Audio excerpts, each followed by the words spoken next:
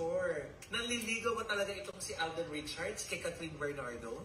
Well, according to my source, sa kampo ni Catherine, nanliligaw na nga itong si Alden kay Catherine.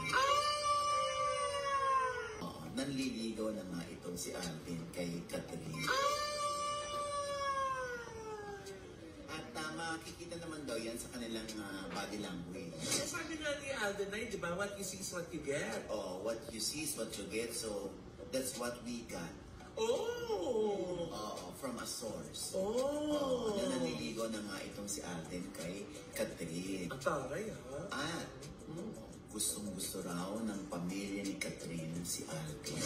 Ay! Kasi syempre, lalo na kay Mami Min, di ba? Si Alden ay isang negosyante, si Alden ay financially stable, responsable. Hindi na rin ka ba dyan? Wala ka. Sinasabi lang ng soul. Kung nanliligaw na itong si Alden Richards kay Catherine Bernardo, paano na itong si Jericho Rosales? Anong lagay? Ayun na nga. Ang sabi rin sa akin ng aking source ay nanliligaw din daw itong si Jericho Rosales kay Catherine Bernardo. Pero kung botohan at botohan daw sa pamilya ni Catherine, parang mas boto sila kay Alden.